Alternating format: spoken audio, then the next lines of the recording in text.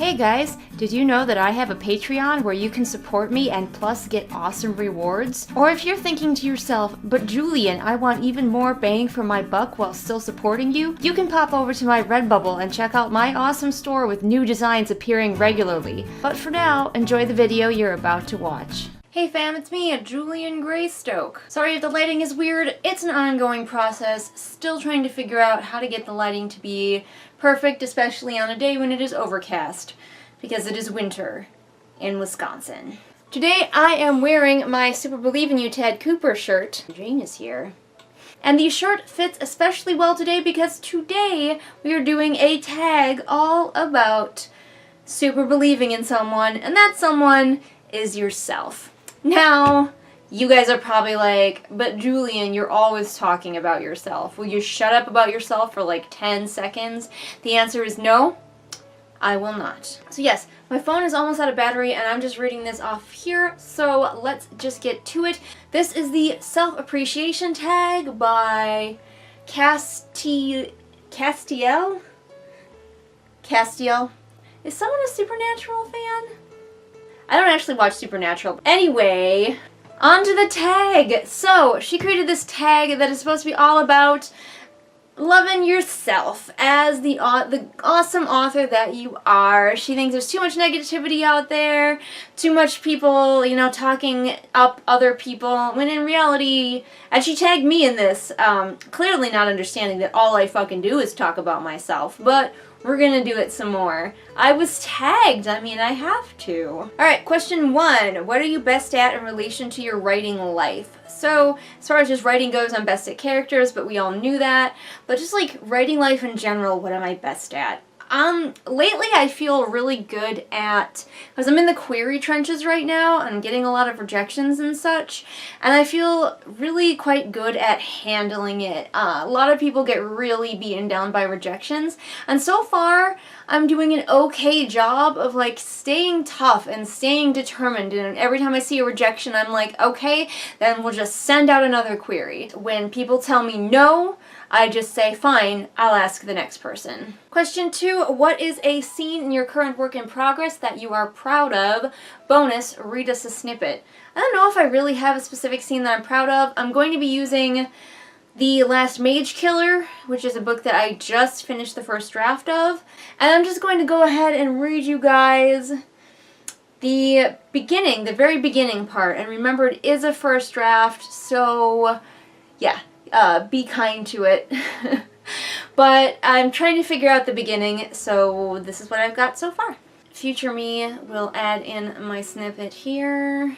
The Last Mage Killer, Chapter 1, The Sky's Teeth. The mages came on festival day. Fiona had slipped away from her parents and wandered into the crowd of celebratory villagers.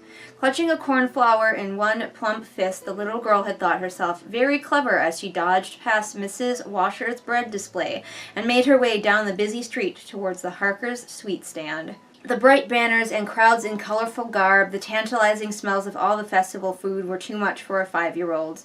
Fiona craned her head back to take in the perfect blue of the spring sky, hoping to catch sight of a few flyers overhead. She didn't spend too much thought on disappointment when she didn't see a single wyvern silhouetted against the clouds. She had honey candies to acquire before her parents spotted her and told her no. At first, Fiona didn't realize that the screaming was bad. She thought someone was playing a noisy game. It was only when people began shouting and buffeting past her that she realized something was wrong. Someone slammed into her and she fell to her hands and knees, and her flower flew from her grip. She examined a burning palm to find blood. As legs pushed past her and the screaming intensified, Fiona began to cry, adding her own wail to the sounds of terror. The mage found her. She didn't get a clear view of the man, her vision clouded with tears and blinded by fear. He was just a wavering dark shape, with balls of bright flame where his hands should be. He looked like every monster Ma had ever told her about, and Fiona scrambled on the stones trying to pull herself away, but too clumsy to get to her feet and run.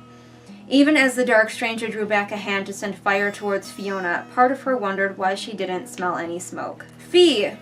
Fiona looked up, and even through her tears she could make out her father running towards her, arms outstretched, and she reached for him. Da skidded to a stop beside Fiona and wrapped himself around her, muffling the cacophony of the chaos with his strong arms. Fiona nestled into his chest, certain for that pure moment that nothing could harm her. Just as quickly as Da had curled around her, he went limp. Fiona grabbed at his sleeve as Da fell away from her and crumbled to the stones. Fiona turned to look at him, eyes wide and shining. Da was laying still, his clothes and skin still crackling with fire. Fiona jerked her gaze to the mage, even as she dug her nails into the leathery cloth of Da's sleeve. The mage smiled, a twisted, vile expression, as though she were an ugly spider he was about to stomp under his boot. The mage drew back a hand, still engulfed in blinding flame, and Fiona huddled as if she could become one with her father, who was still laying motionless beside her. There was a flash of impossible light, and Fiona wondered what dying would be like. She had never given death much thought. Her pet caterpillar had died, but that had been a brief sadness, and her 5-year-old mind had never considered that it was something that could happen to people. Fiona squeezed her eyes shut, certain that the light she had seen was going to burn away all her skin and leave nothing but bones like a roast chicken picked over by the cats. But nothing happened. Her scraped hands throbbed where she squeezed Da's sleeve, but there was nothing else, no burning. Carefully she opened one eye and peeked. Her dress was burned away to nearly nothing but ugly patches of fabric, all their bright holiday colors seared away. The spring wind kissed Fiona's bare skin, cold now that she didn't have her clothes to protect her. But she felt nothing. Even as she kicked a bit of her own ashy shoe from her foot, she felt no heat as the 2 bright embers touched her toes. Fiona raised her head. The mage was still standing over her, but he was rigid, a vacant, baffled expression on his face. His eyes seemed to look through her, and his lips moved as though he was whispering, but she couldn't hear him over the sounds of the fleeing villagers, splintering wood and cracking stone. The mage swayed, and then fell face first beside Fiona and her Da on the cobbles. An arrow protruded from his back. Fiona tilted her chin all the way up and saw a wyvern, black against the sun. The flyers were here. Da! She took her father's arm, still not loosing her grip on his sleeve. Da, the riders are here. They'll make the mages go away. Da! Da didn't answer. Question 3, what is the favorite thing that you've written? Bonus, read us a snippet. Ooh, what is the favorite thing that I've written? Favorite thing ever that I have written? I don't know if I have a favorite. New favorites are always coming along. I'm pretty pleased with the game, although I'm going to be editing it, so I'm not so pleased as I'm not going to shred it into tiny little pieces when it comes time to edit it. But I could read you a little snippet of that, just 'cause, future me, if you put that here. The game, chapter 1, is called Slaves Like Us. Song raised her head, blinking in the dim light of the carrier hold. She had been dozing in her seat, and her neck crackled with stiffness. She squared her shoulders against the cold bulkhead behind her and listened intently, trying to figure out what had wakened her. She peered through the dimness at the narrow cargo hold to the VC seated across from her. His mottled black skin contrasted starkly with the reddish-brown wall. Like her, the alien was immobilized with magnetic cuffs on his slim wrists and ankles. His golden eyes were open, and he turned his head curiously, as seemingly wakened by the same mysterious clatter that had stirred Song from her sleep. There was a moment of stillness, and Song could hear her breathing and the steady hum of the ship around her. A metallic thud reverberated the wide, sliding door near the VC and caused them both to jump. The door squealed unwillingly open, and 3 figures appeared, the light behind them momentarily blinding. Blinking furiously, Song recognized 2 of the figures as the Riki slavers, Romnus and Korvek. Between them, a 3rd figure struggled. After much squinting and blinking, she was able to make out a human male who was twisting and attempting to throw punches as he was hauled into the hold. He was cuffed and hobbled, which she knew the Riki would not have bothered with for her. The new human was well-muscled, with a sloppy brush of freshly shaved blonde stubble across his scalp. Song wondered dispassionately when he had been captured. The slavers only took able-bodied adults when the situation presented little threat. If this man was newly captured, he had probably been alone. Question 4. What is your ultimate dream for your writing future? If you could have anything, define success for yourself. My dream future is very cliched. In my dream future, I am published and able to at least make enough income with my publishing and my husband's income that I can write full-time. That is my ultimate dream future. I know that's so many people's dream future, but that would be the ultimate success for me, that I would be able to write full-time as my job for which people would pay me, and also people would be reading my books out there in the world voluntarily. That's the dream. I don't know if we'll ever get there. Question 5, name a time you stepped out of your comfort zone and tell us what you learned from it. Well, I always try to step out of my comfort zone a little bit with each of my books. Just try something, usually to do with the characters that I haven't tried before. In the game, I had a blind character, which I think is technically my first, like, disabled sort of main character. He wasn't, like, the lead character, but he was a main character. And then in The Last Mage Killer, I have a trans character, which is the first time that I've had a trans character in one of my stories, so hopefully I will do that well. Hopefully I will be able to get some sensitivity readers to make sure I don't fuck that up. But I try to do something new and different with every single one of the books that I do, something to challenge myself, and also something to represent people that I feel are underrepresented in our fiction. I think one of the biggest things that I learned, though, a while back, I wrote a book in first person, which I don't usually do. I almost always write in third person limited, and I discovered from that I don't really like writing in first person. So, question 6, share a positive writing memory. I don't know, does this count as a writing memory? Like, I have a good time while I'm writing, I always do, so, like, there's nothing that really, like, jumps out at me. I guess, okay, this is writing related. I go to, every year, a convention called WisCon, which is a writing convention, and every year I do this special critique thing that happens on Friday, where you're put into a very small group and you read the work ahead of time and you critique each other's work, and also there is a professional, published author who is there to facilitate and also to give you their more professional critiques. And this last one, I had the game wherein the published author was very impressed with me, and he said that the book was good enough to, like, be queering already, and it wasn't even edited yet. Like, that was like a second draft that he saw. Now, granted, he didn't see all of it. We couldn't submit a whole book. He only saw, like, the first 2 chapters. But he said that those first 2 chapters were, like, good enough to be querying with already. So it gave me a lot of confidence, and it gave me a real feeling of validation that a professional would say that my writing is good enough. I know there are a lot of people out there in the world who are going to tell me that my writing is not good enough. Heck, maybe even some people who watch my channel. But I can always go back to that in my head when I'm feeling down and say at least one professional person thought I was good enough. Question 7 is, if you have a finished product out already, read us your favorite review. I'll do that. My self-published book, Phoenix, has been out for quite a while, and I've got a lot of, well, okay, I say a lot. A lot for me. Nobody reads my book. But the people who do, who have left reviews, have left really thoughtful, great reviews, and it hasn't been like all 5 stars all the time, which I really appreciate. I'd much rather have somebody be honest and give it like a 3-star if they only thought it was a 3-star. You know, so I will, I guess, read you my favorite of the reviews of it, and say that I really appreciate people who are willing to read and review my book. And here is, I guess, my favorite review of Phoenix from Goodreads. This is from Amanda. Read this if you want a short, thrilling, sincere story about young people trying to find their places in a zombie-infested world. This was really well done. The characters felt like individuals and weren't cliches. I liked the amount of violence and death of people you care about in this story. I thought it was accurate for a zombie apocalypse and appreciated that the author didn't try to sugarcoat it because it's YA. But it wasn't too violent or deathy either. It seemed like the author just wanted to be realistic. I like the zombie mythology. I'm not a fan of zombies, but this story kept me intrigued, and at the end of the day, it was more a story of how young people would survive a disaster or the apocalypse.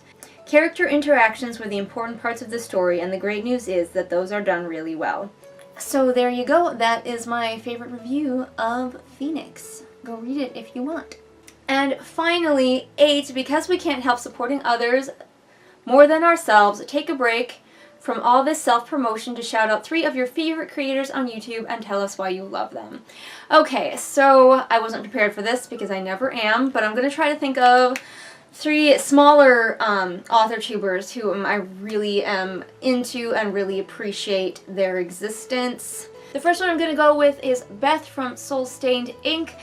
All of these channels will be linked below, by the way. She was sort of one of the first people that I felt like I really actually made friends with. Before AuthorTube was even formally AuthorTube, I think we sort of found each other as like small creators. And we've done like one collab together a while back, and she's got a super busy life right now, so she hasn't really been posting that much, and our writing is very different from each other's. Like, the stuff that she writes and the stuff that I write are usually pretty different. She especially likes to write like some middle grade and stuff like that I don't write, but I think that being the sort of the opposites attract thing sometimes, that being able to write very different things from each other actually makes us like better friends, because we're not like feeling like we're competing with each other.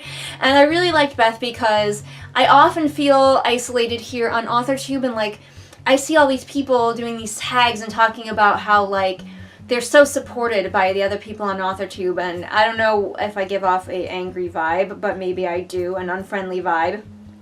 I've been cultivating it for a while, thank you. And so I don't ever feel like I have like really close friends very often on AuthorTube, but Beth was definitely one of those people where I felt like we actually like made a connection, and we read each other's books and gave honest reviews. Go check out her channel. She does a lot of like maybe shorter videos. She does like a lot of times her Friday reads and stuff like that. So go give her channel some love. This was a really lengthy talk. Let's try to keep it shorter. Another AuthorTuber slash booktuber whom I really enjoy is Trope Trinity Trilogy. She's just come back. She had to set her work aside for college, but now she's coming back with a vengeance. So go check her out. Again, she's just one of those people who seemed willing to be genuine with me and just like be my friend here on AuthorTube. And I love her content, and she's just got such an upbeat, like energetic personality. So definitely check her out. She's gonna have a lot of new stuff coming out on her channel. And finally, I'm going to shout out a new friend. Sort of. I say friend, but we're more like acquaintances still. We'll get there. I found her channel recently, and the level of sass and the level of not being afraid to say what she thinks really resonates with me, because I always appreciate people who don't sugarcoat and don't just hem and haw. She's like, I don't care if it makes me enemies, I'm gonna say this. And I'm like, girl, I appreciate you. And that is Catherine Francis. Go check out her channel, also linked in the doobly-doo. Like I said, she's super sassy, and she's new to the game, so she's like a new favorite for me to have, and I always get excited when I see her new videos coming out. So check her out if you want my level of sass, but maybe even dialed up even higher, like go check out her channel. I'm serious. Anyway, guys, that is it for this tag. I tag the lovely people who I mentioned as in my shoutouts, as well as anyone else who would like to do this tag, and if they've already done it, that's fine. Then, you know, they have to do it again with different answers. Challenge time. Don't forget, everyone, that I post new videos Mondays and Fridays. All the links to my social media are in the doobly-doo. If you liked what you saw here, there's a lot more content on this channel, so go check all of it out. And if you wish it was higher quality, you can support me off on Patreon for as little as $1 a month, and all patrons get access to exclusive Patreon content. And I will see all of you again next time with whatever it is I happen to be doing next time. Bye! Well, what do you know? It's shout-out time again. Time to shout out to my patrons, Lennox, Amanda, Ashley, Celia, Kim, Lisa, Ramona, Sabby Panda, and Sarah. Wow, that is a lot of awesome people supporting me, and if you want to be great like all of these people, then you can become my patron over on Patreon.